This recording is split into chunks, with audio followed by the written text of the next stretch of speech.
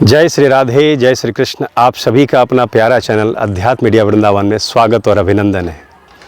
प्रेमियों, जैसा कि आप सभी तक ब्रज के पौराणिक और ब्रज के लीला स्थली जहाँ जहाँ भगवान श्री कृष्ण ने लीलाएं की, उस स्थानों को हम आप तक पहुँचाते हैं दर्शन के माध्यम से।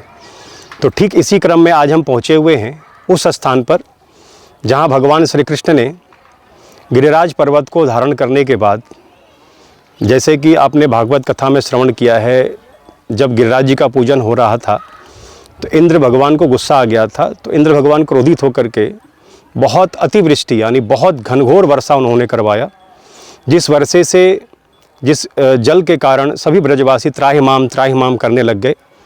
तो भगवान श्री कृष्ण ने सभी ब्रजवासियों की रक्षा के लिए गिरिराज गोवर्धन पर्वत को अपने कनिष्ठिका कानी उंगली पर उन्होंने धारण किया। जब धारण किए और जब ही सभी ब्रजवासियों को उन्होंने बचाया तो इंद्र को गुस्सा आया और इंद्र को मान भी भंग हुआ। उनको एहसास भी हो गया कि यह जो भगवान बालकृष्ण लाल हैं, यह कोई साधारण बालक नहीं, ये क्योंकि भगवान श्री कृष्ण का उस समय जो उम्र था लगभग 7 वर्ष का था। तो इंद्र का मान भंग हुआ। इंद्र स्वयं चल करके आए और भगवान को सुरभि गैया के दूध से भगवान का अभिषेक किए, ऐरावत नाम के हाथी को भी लेकर के आए, जल से अभिषेक किए, भगवान को भोग लगाए और दंडवती कर यानी दंडवत कर भगवान से क्षमा याचना की।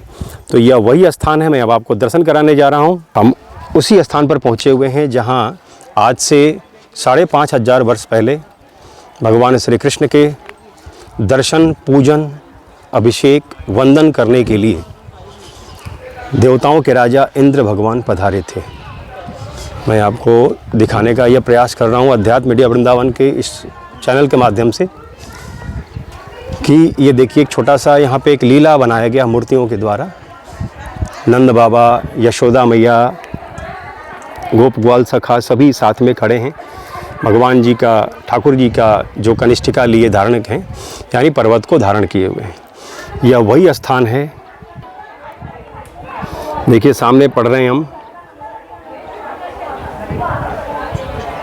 श्री गिरिराज इंद्र मान भंग इंद्र पूजा मुखारविंद 56 भोग इंद्र शरणागति स्थल। तो यहीं पर इंद्र भगवान आए और ठाकुर जी को 56 भोग लगाए, दर्शन किए, क्षमा याचना किए। तो यह एक मंदिर बनाया गया है ताकि एक स्थान बना करके पूजन बंदन किया जा सके।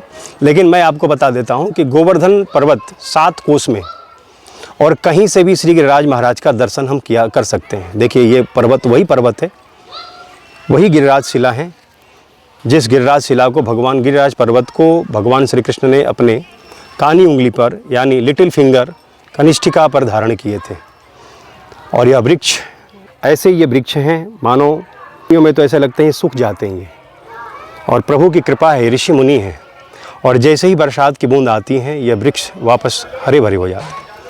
आज भी घना जंगल ही हम इसे कहेंगे, चारों तरफ वन है और वनों के बीच में हमारे ठाकुर जी का यह स्थान है। यह प्राचीन एक हवेली, वो स्थान जहाँ भगवान श्री कृष्ण को इंद्र भगवान ने पूजन किया था। तो ये पूरा गिरिराज जी का पर्वत, वही पर्वत जो आप चारों तरफ देख पा रहे हैं। जहाँ तक मैं चलूँगा वहाँ तक पर्वत का ही दर्शन है, इसे बड़ी परिक्रमा भी कहेंगे। इस स्थान पर आने के लिए आपको जतिपुरा आना पड़ेगा। जतिपुरा, गोवर्धन जतिपुरा में आकर के आप किसी से भी पूछ सकते हैं इंद्र शरणागति स्थल, तो आपको कोई भी भक्त, कोई भी स्थानीय निवासी इस स्थान के बारे में बता देंगे। और यहाँ जरूर आएँ। यहाँ आज भी पर्वत के ऊपर दूध का धार आज भी अंकित है, मतलब वो चिन्ह आज भी दिखाई देगा। इस पर्वत पर आज भी दूध का धार है। ऊपर अभी हम नहीं जा सकते हैं, एक मर्यादा होती है। तो फिर मैं वापस दर्शन कराऊंगा आपको एक बार, पुनः गर्मी का मौसम है बहुत ज़्यादा। तो यहाँ आज भी पत्थरों पर, शिलाओं पर, गिरिराज जी की शिलाओं पर दूध का धार, वो चिन्ह आज भी अंकित है। यात्री यहाँ आते हैं, दर्शन करते हैं और अपने जीवन को धन्य बनाते हैं। तो एक बार फिर दर्शन करें मंदिर का। यह मंदिर एक छोटा सा पर्वत पर ही बनाया गया है ताकि पूजन बंदन के लिए, लेकिन दर्शन आप कर रहे हैं, नेचुरल दर्शन। तो यह कैसा लगा कमेंट बॉक्स में ज़रूर कमेंट करिएगा। गिरिराज महाराज का यह पावन सानिध्य में और ब्रज के पौराणिक प्राचीन दर्शन मैं आप तक पहुंचाता हूं और अच्छा लगे, और अच्छा तो लगेगा ही। इन प्राचीन दर्शनों को आप अधिक से अधिक शेयर करिएगा और इस लिंक को आप सब्सक्राइब करिएगा। उसके बाद अब हम चलते हैं कुछ याद जो हमें बुला रहे हैं, वो भी एक शौक़ है भगवान श्री कृष्ण के चरणों के प्रति, तो फिर क्यों दर्शन ना करें। एक बार जयकारा लगाओ गिरिराज महाराज की।